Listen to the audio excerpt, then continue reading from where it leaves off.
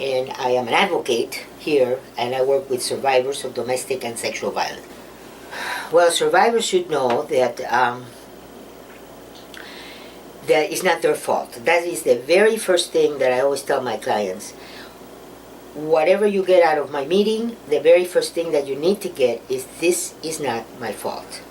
So the first thing is for them to understand, no matter what happens, it's not their fault that that the abuser is behaving in the way that the abuser is behaving.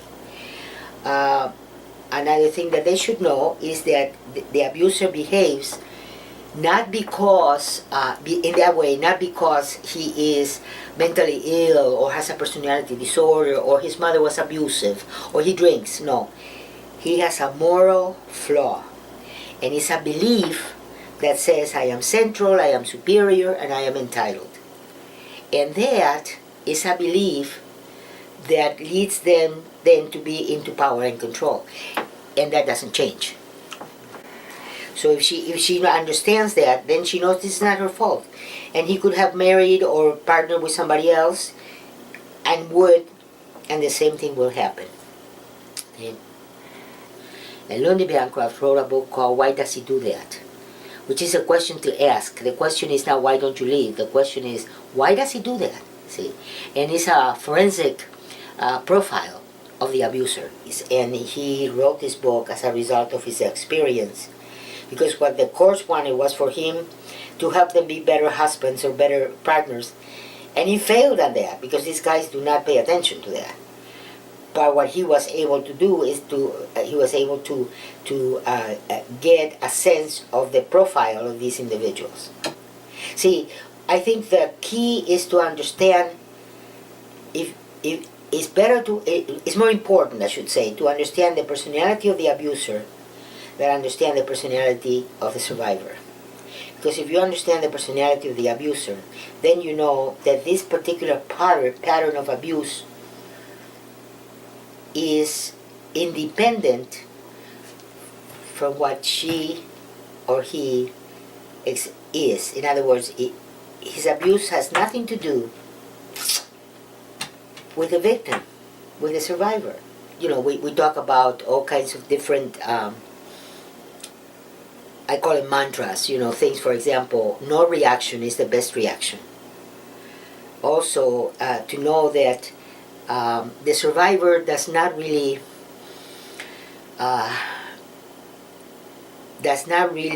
tap the aggression of the abuser. Could never do that.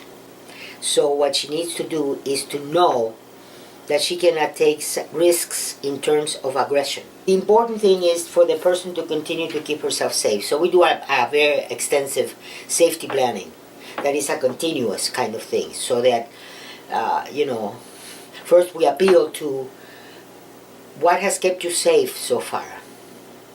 Okay? Because violence escalates. It doesn't stand still. So if she has been able to be safe, it's because she has been doing things to keep herself. So we draw on the strength of the client to find out what do you do to keep yourself safe so far, and then we add things, like do not get yourself cornered, and things like that. And so the safety plan evolves and expands according to any needs that she might have as the process goes on.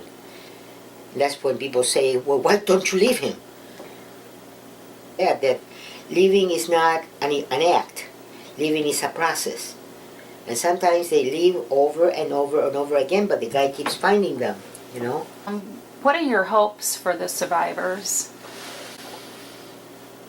Well, obviously, life, first of all, safety, in the sense of being able to live without having to keep looking, over her shoulder, which sometimes doesn't happen. But mostly to be able to also reconnect with herself, to be able to look at herself and what is my future now,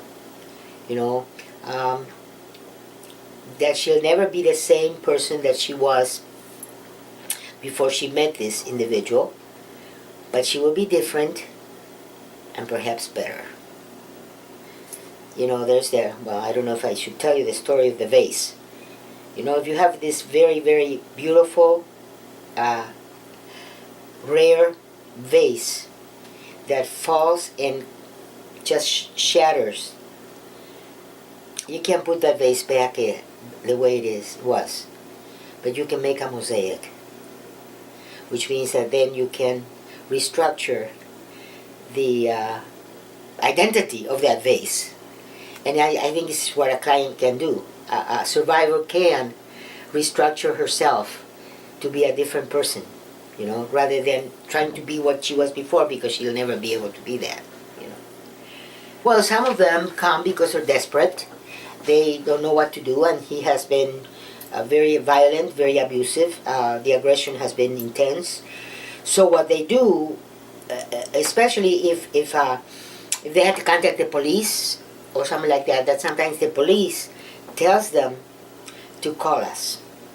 You know, so we serve 35 cities in western Wayne County, but we serve everybody. We have people from Detroit, we have people from Washtenaw County, doesn't matter.